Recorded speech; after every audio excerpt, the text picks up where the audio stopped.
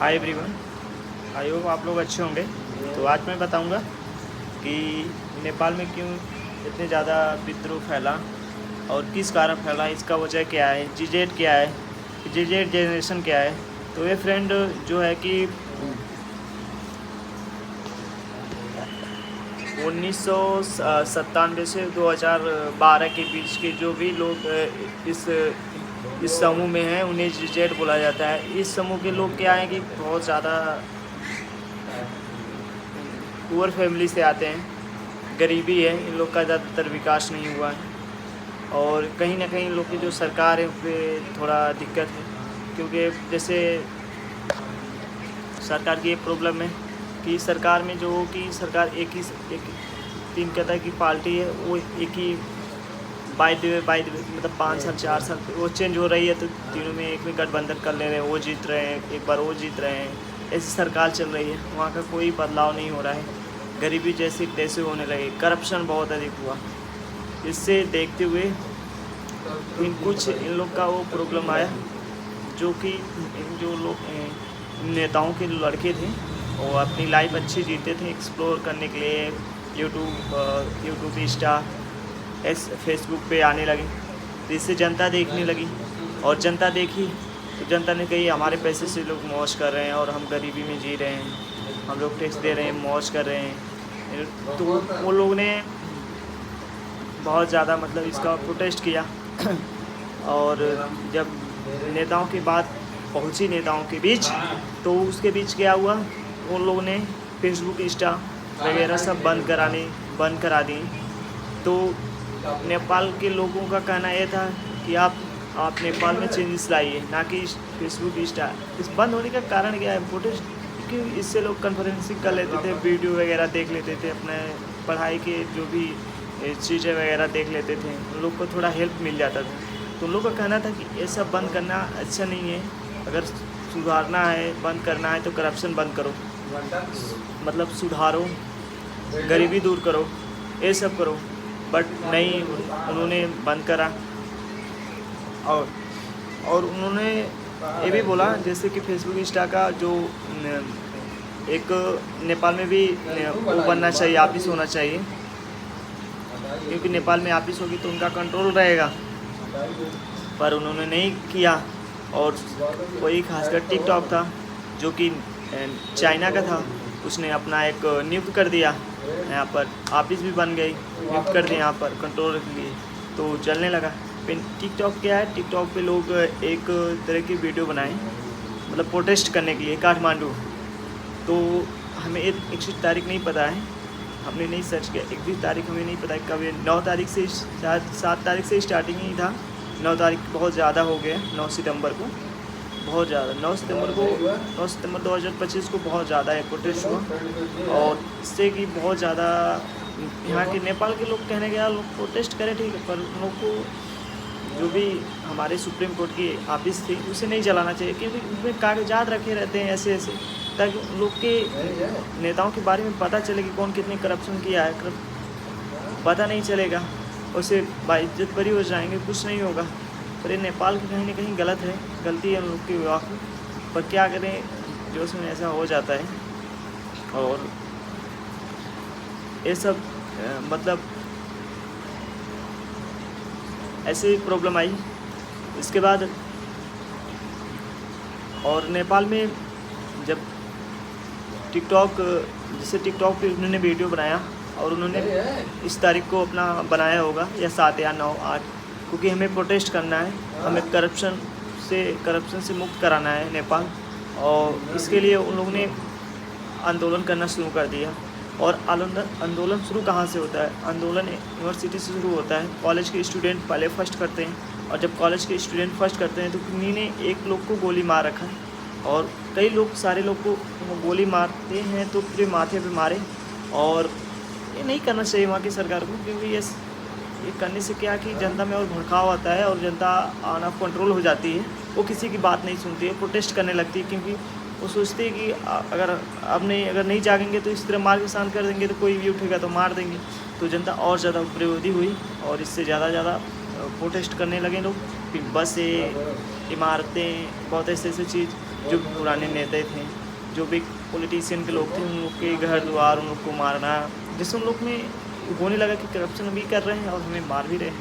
उससे ज़्यादा नेपाल में जितनी भी इमारतें थी, नेपाल में बैंक थे, जो भी थे सब करप्शन के, जो भी सब जला रखे, और जो भी पुलिस वगैरह थे, आर्म फोर्सेस थे, सबको मारने लगे और परेशान हो गया था नेपाल। 9-10 अब तो कुछ शांत है, बट 9 को तो बहुत ज़्यादा हुआ प्रोटेस्ट। 8, 9, 7 ये 3 दिन बहुत ज़्यादा प्रोटेस्ट हुआ और अलग अलग विभिन्न तरीके हुए और बहुत ऐसी चीज़ जला दिए गए। वही में हमारे सुप्रीम कोर्ट का जो ऑफिस था नेपाल में, उसको भी जला दिया गया।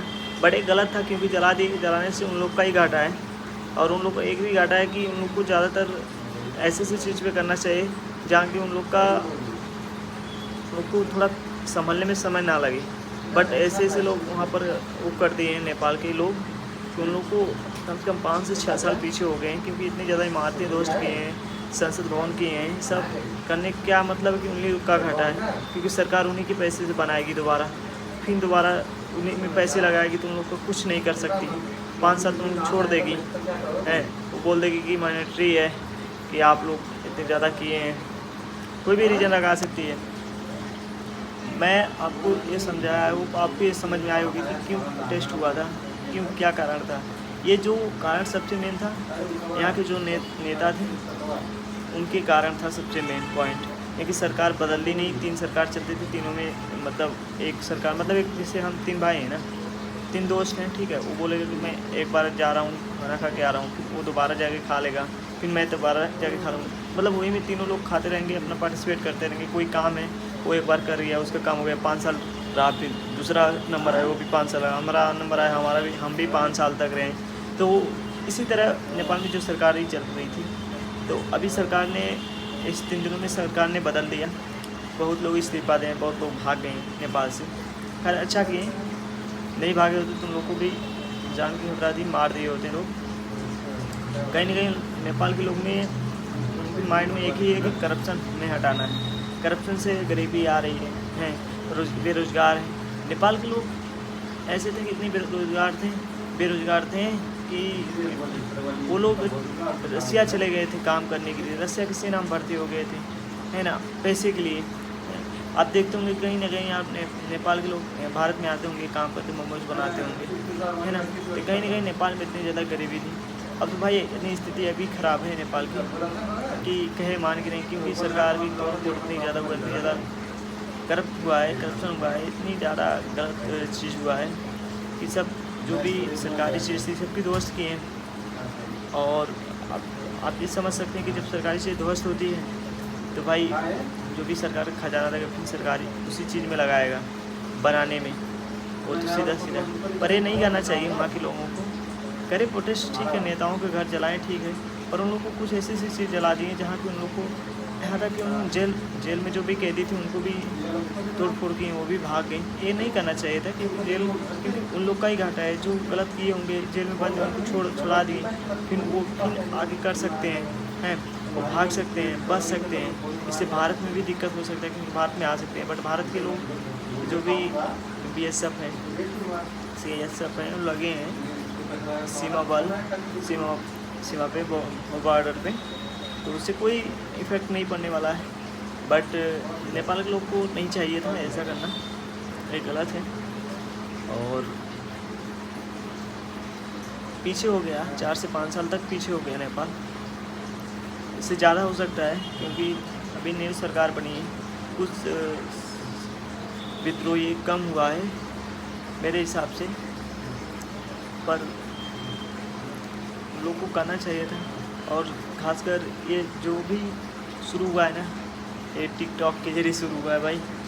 आप अगर पढ़ेंगे हेडलाइन में, टिकटॉक से ही वीडियो बना के लोग सबके पास पहुंचा विद्रोह करने के लिए, फिर स्टार्ट हो गया विद्रोह। तो होता है, जैसे हमारे आप पढ़े होंगे, इतिहास पढ़े होंगे, तो इतिहास में आपको 1957 की क्रांति आप जानते होंगे, जिसमें